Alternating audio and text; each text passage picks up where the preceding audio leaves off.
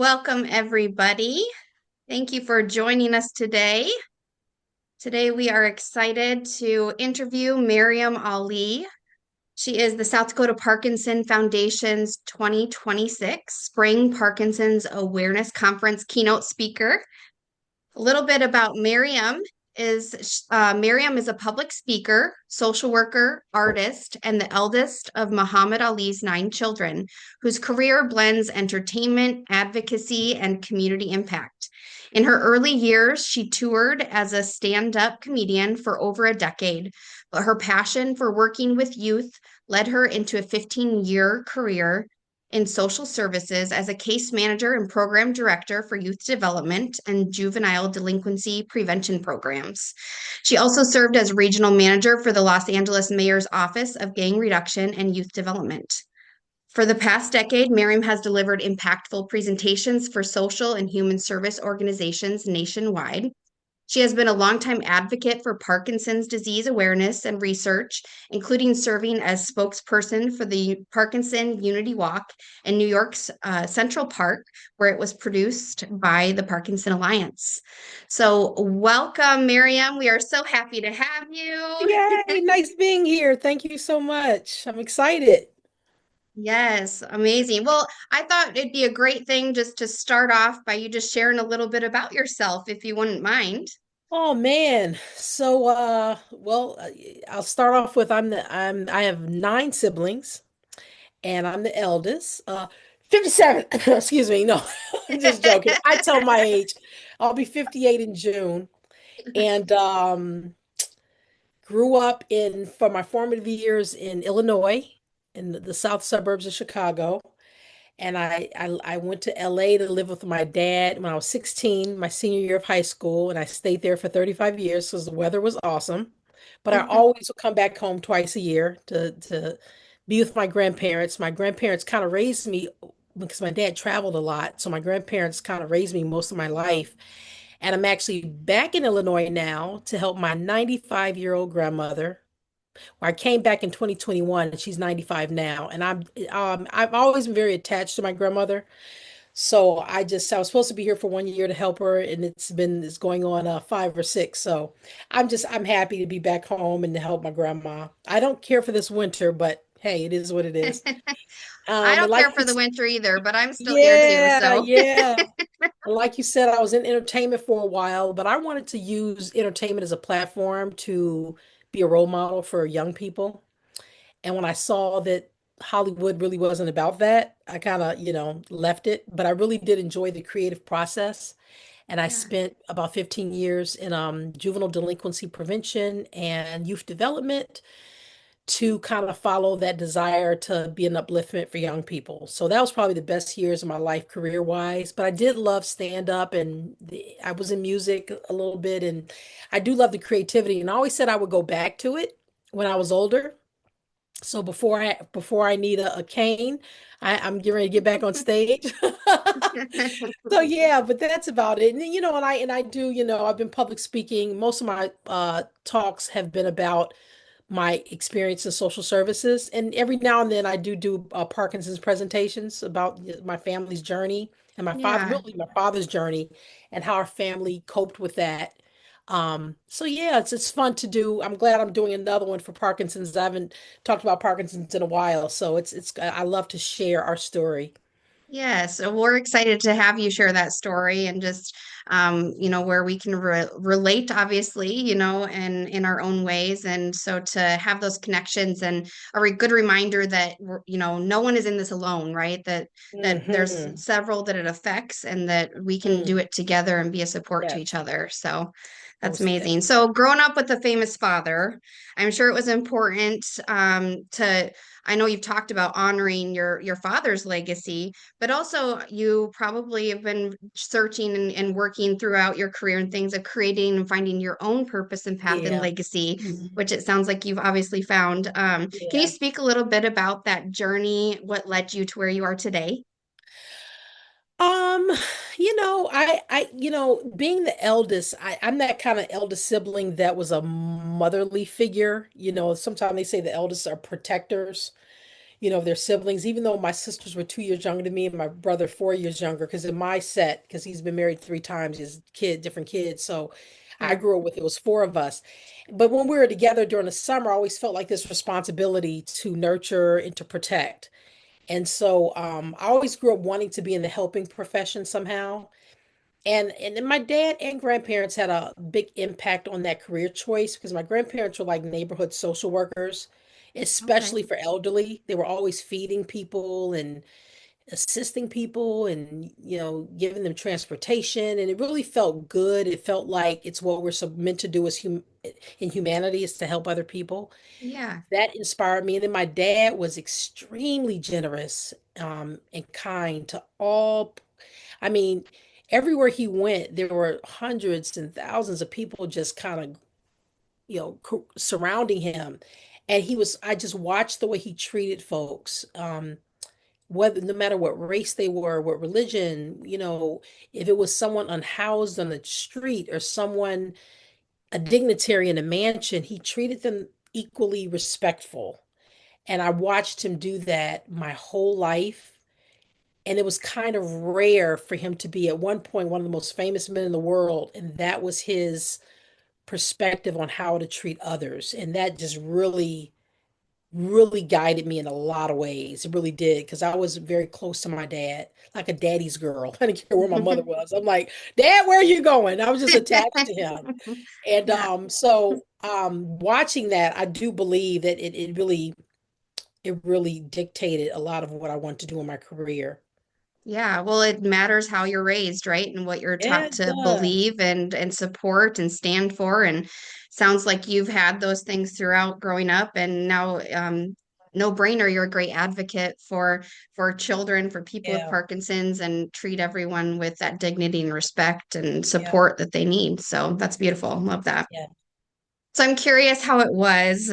I'm sure you get asked this a lot, but I'm thinking about growing up with someone famous like your dad, right? How was it yeah. growing up with, Muhammad Ali as your dad?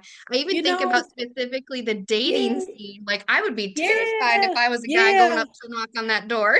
You know, I don't know anything different. So when I was born, he was already kind of famous. I was born in 68, and it was during the Vietnam War where they actually stripped him of his title because he wouldn't go to Vietnam. But I've always seen from the time I can had, the cognitive understanding of, I knew he was somebody. People were walking up to him asking for autographs. He's taking pictures. So I didn't know anything else. But I guess the biggest descriptor would be having to share him, Sure. because even in death, when I go visit his gravesite, sometimes I have to go before it opens, the place opens, so I can get some alone time because people are always visiting his gravesite. Oh, So sure. it's so our life has been sharing him. Yeah. The good thing about that, or the way we kind of handle that, is we were taught to respect the cards were dealt, right? And not look at the negative of Right. that. And when we did share him, we shared him with people who also loved him. So, but yeah, sharing him and just being, and I think I obtained a lot of discernment of people's characters because as a young person, I was exposed to so many people that I studied people. You know what I'm Oh, yeah. saying?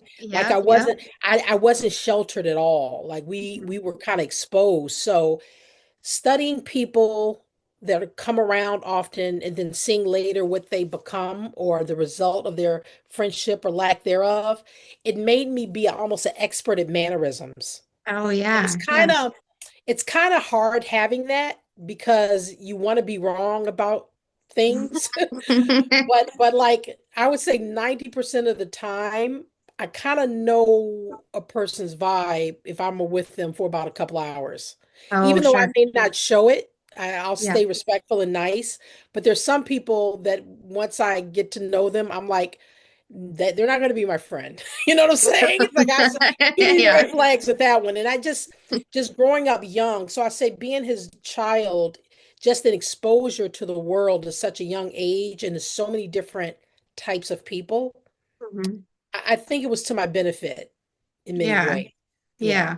Well, this will be Miriam's first time visiting South Dakota, she Yeah, I'm said, right? excited. Oh my Yes. gosh. And so you'll find that we bring the warm and fuzzy. We'll be, Yeah. yeah, we have the Oh how yeah. you were raised, like, right? That's Yeah, how yeah, we were yeah, all yeah. raised. And so Well, like I said, um I enjoy anyone. It's one thing that I respect and enjoy anyone. But at this age, it's hard to meet a lot of new long-term friends. You have friends since you were younger, but no, I just kind of observe folks, and I don't really judge. I just observe, you yeah, know, yeah. I just Pick up what observe. you can. Yeah. Yep, yep. So I'm curious. I'm sure a lot of people are curious. Again, I'm sure this is a question you've been asked, but this is probably out of all the questions, I'm just excited to ask this one. Have you ever boxed your dad? And if so, did he let you win? You know what? No, I've never bought what he would do, just playing, just being silly and having fun. He would hold his Yeah. hand up like this and say, "Let me see your jab." His hand was huge, like more like that. Right. And then I'll be like, "Boo, boo, boo, boo, boo." So we would just do stuff like that.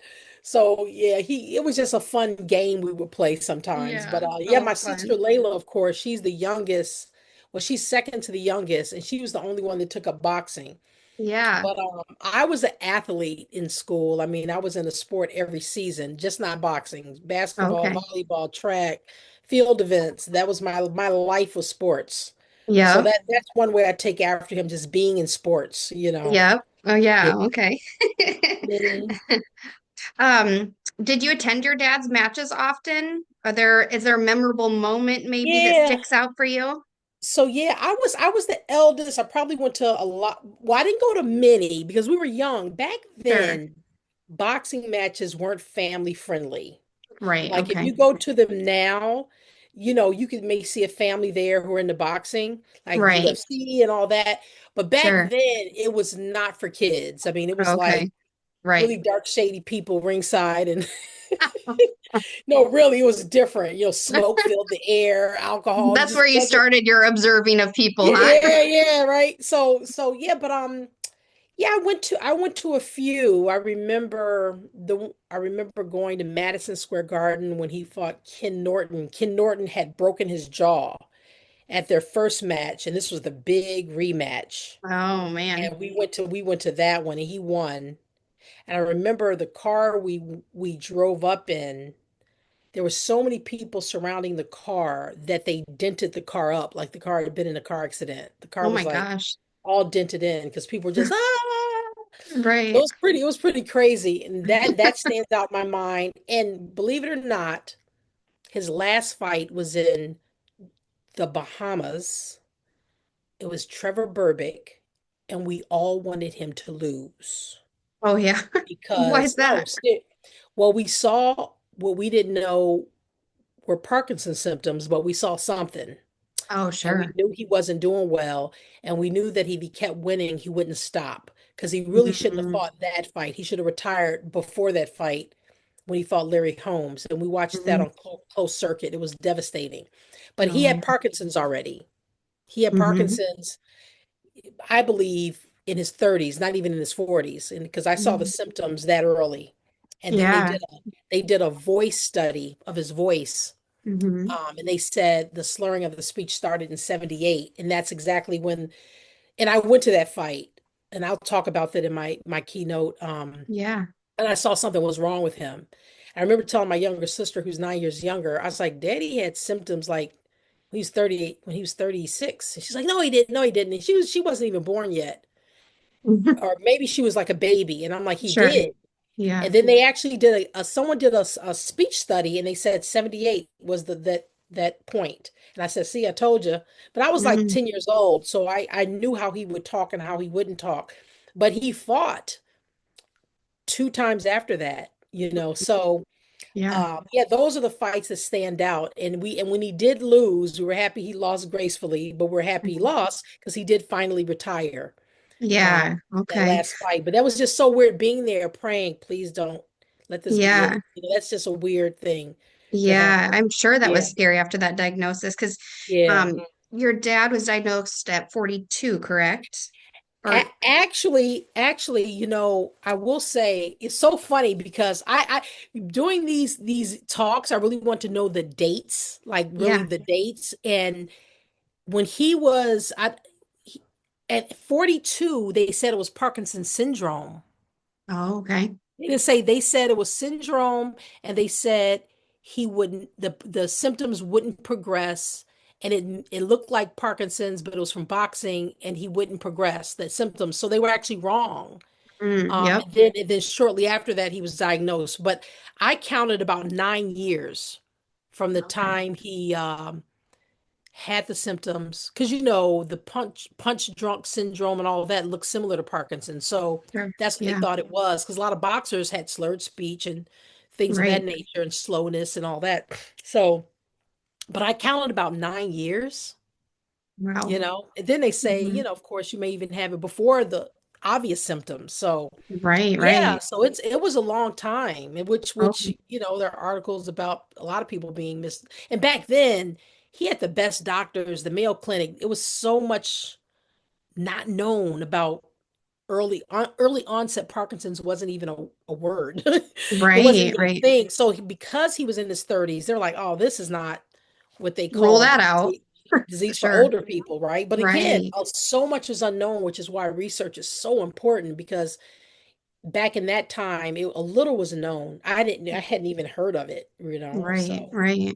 Oh, yeah. that's interesting. So you mentioned the slurred speech, and that was kind of one of my questions too. If you felt like you had an idea, symptoms showed prior to the diagnosis, what were there other symptoms that showed too, Well, like I or? said, when I was 10 years old, I noticed it was soft speech and kind of slower mannerisms when he wasn't Hmm. boxing, Oh, and the sure. Yep. mannerism. So when you're boxing, you're like it's like exerted energy. And but when he was at rest, he just moved slower. But like I said, we thought, okay, Dad needs to stop boxing. Boxing is creating these changes.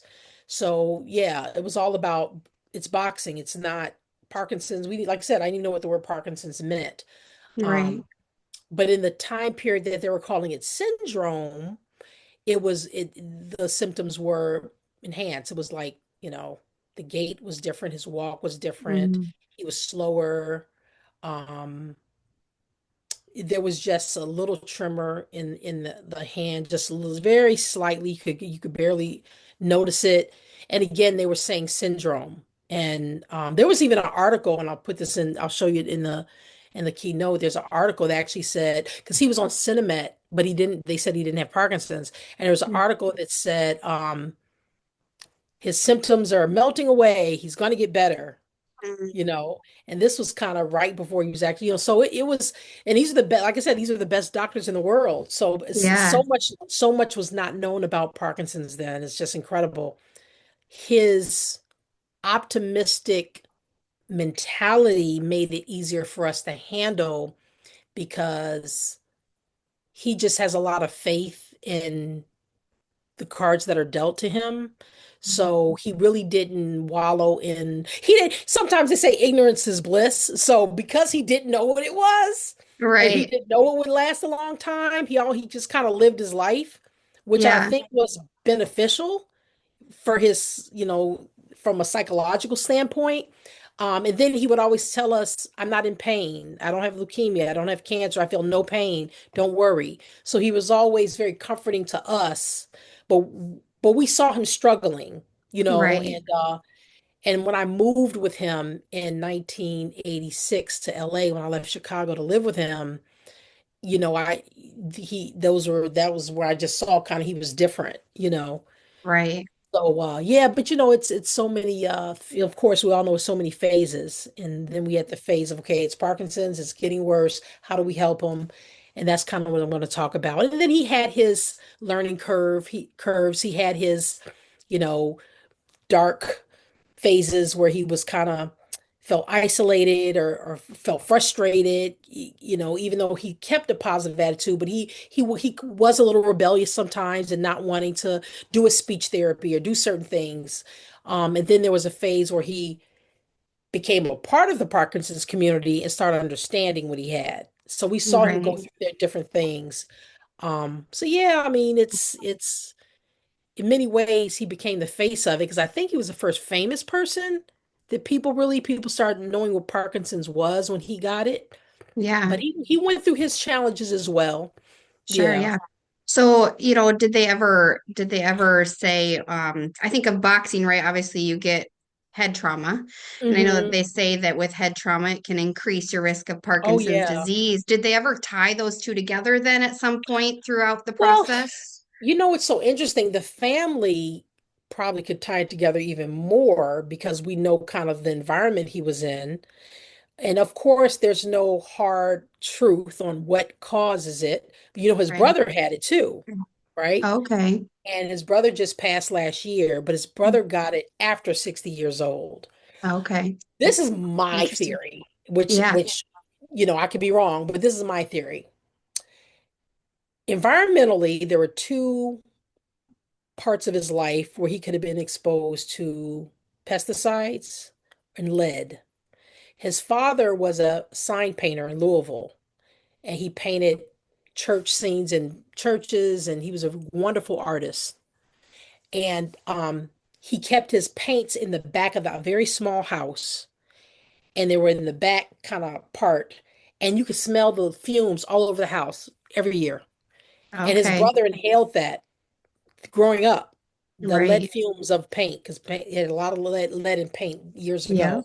So that can connect him and his brother getting Parkinson's. The Okay. second environmental phase of his life was when he had a training camp near Deer Lake, Pennsylvania, and all of the cabins, many, many cabins, all the buildings were cabins, and they had to spray the cabins with pesticides for termites, and they Mm. inhaled it. They inhaled Yeah. they inhaled that spray inside and outside, and that's where they slept. Right. So he and his brother lived in that.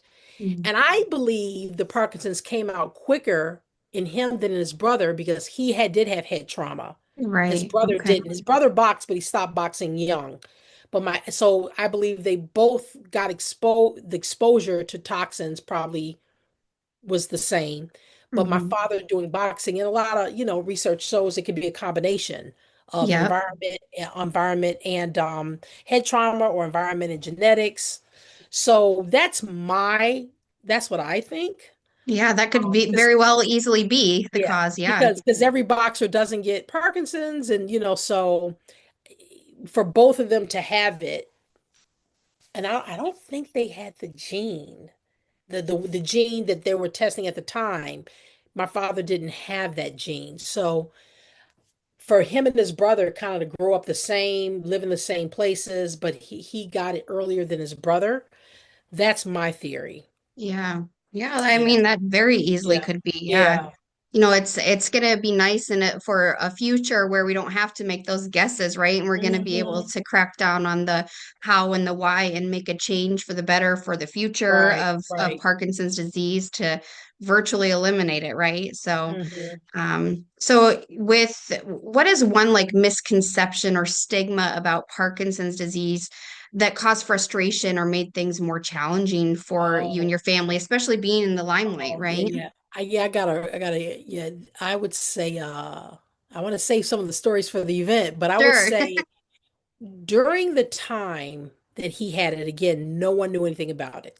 And I Yeah. remember being in a crowd with him, and I heard these young guys were in Vegas in a lobby of a casino. We're going from the hotel through the casino and out the door.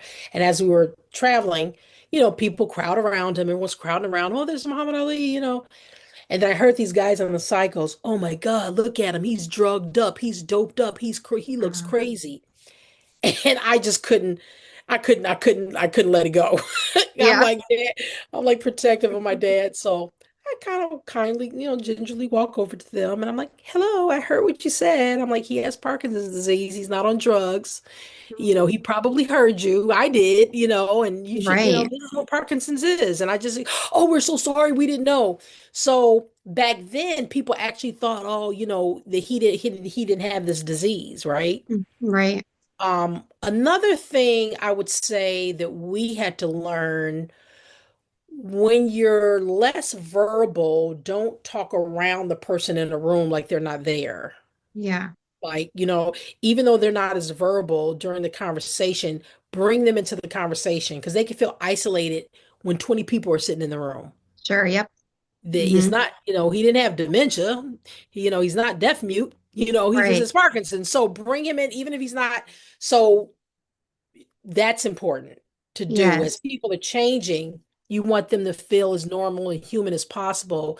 And we would do, he would do sign, he would not do sign language, but he had his own little sign language he would do when he Sure. wasn't talking as well. Yeah. Like if he wanted to if he wanted to leave somewhere and he was tired of being somewhere, he'll do this. Like it's like, okay, we'll go, Dad. He's like ready to go. So and when he wanted to eat, he'll go, you know. So I mean, it's good to, and he loved Westerns and like, being there with him. And the challenges, just trying to normalize the situation so his quality of life where he doesn't feel isolated or different or ignored, you know. So Right. Yeah. No, thank you for that. That's very a good reminder to everybody for sure. I even mhm. had that. I was in DC last week advocating for Parkinson's, and I had a scenario too where they're asking me a question and I'm looking at them like, ask the person. I don't know if they Right, need to go right. to the bathroom, right? Like, I don't know. Yeah, and So the intention is not bad. They're just trying to be respectful. They don't know. It's just people just don't know. So it's not an right, ill intention because I've done right. it, Yeah. I've done it and said, wait, we need to stop doing this. So people are just trying to be cautious. Yes. Yep. Um, but when Yep. you accept, Exactly. that's because they don't. So understanding the disease and informing yourself and studying as much as you can is so important, especially for family and friends. Yeah. Yeah, Yeah. exactly. And loop those friends in sooner so they can help continue to be good friends, Yeah, right? In the way yeah. that the person with Parkinson's needs. So, well, your Exactly. dad was a strong advocate for Parkinson's disease awareness, of course, working with Michael J. Fox, helping establish the Muhammad Ali Parkinson Center in Phoenix. Bravery was especially visible, I think, during the 96 Olympic torch lighting ceremony. It was beautiful to watch where he's Yeah. shaking. You can see that visible symptom of Yeah. Parkinson's, but he was brave and took that challenge on and did it gracefully. It was beautiful. So, it's nice to see that even, in his passing, that you continue to light that torch, so to speak, and continue to be that voice and advocate for people with Parkinson's. And we're so excited to have you as our keynote address. So thank you Thank for your you. time today. We appreciate it. Thank you. Yeah. The just a note, the keynote address is happening at our April 25th, 2026 Spring Parkinson's Awareness Conference. Because of generous business sponsors, this conference is a free event and is held at the Sioux Falls Convention Center. A special thank you to our keynote speaker sponsors, Acadia Pharmaceuticals. I don't know if they're on, they can wave if they are. Trying to look at our list of people Hey. here. And right at home of Sioux Falls, and I see Kayla on there. So, um, the Acadia Pharmaceuticals is a biopharmaceutical Okay. company that develops therapies for underserved neurological disorders and rare diseases. Acadia has developed therapies for Parkinson's disease psychosis, which affects around 50% of people with Parkinson's disease. And then right at home of Sioux Falls provides medical and non-medical in-home care and assistance to individuals with their mission to improve the quality of life for those that they serve and intention to help people live safely in their home. Right at Home serves much of the eastern side of the state of South Dakota up to Iowa and Minnesota borders, north up to Brookings, and west to Mitchell. So you'll get to meet them too, Miriam, Yeah, yeah. on that Looking forward event to it. time. Yes. And I want to give a little shout out to Joni, my assistant as well. Joni Wave with the Parkinson Foundation. She's been a great help with finalizing those pieces for the conference. So thank you, Joni. And we do have a meet and greet. Miriam will be joining us at Falls Overlook Cafe the evening before the event. And she will, it'll be 4:30 to 6, a meet and greet. We'll have photos, autographs, and you just get to be around her fun energy some more. So Yeah. excited for that. um, Thank you again so much for your time Thank today, you. Thank Miriam. you. Thanks for Yeah. those Hope you that have a great joined. event. Yes, yes. Yes, we're looking And so thank you forward to for it. And make sure you register because if you don't register, you're not going to get to hear Miriam speak. And you uh-oh. already got a No little pressure. glimpse of No how fun pressure. that'll be. Yeah. So register, register, register. Thank you again so much. Thank you. You guys Have a be great, safe out there. yes, thank you, Thank you you, Deb, too. Allison, Sue, Kayla, Steve, another Kayla, Joni. I think there was a Fred and there was a Steve. Yeah. All right. Oh, Thank you yes, all. awesome. Love that. You guys got little Bye. plugs in. All right, Allison, bye. there's Allison. Okay, Yes, Allison did a heart. thank you. Bye-bye. Bye.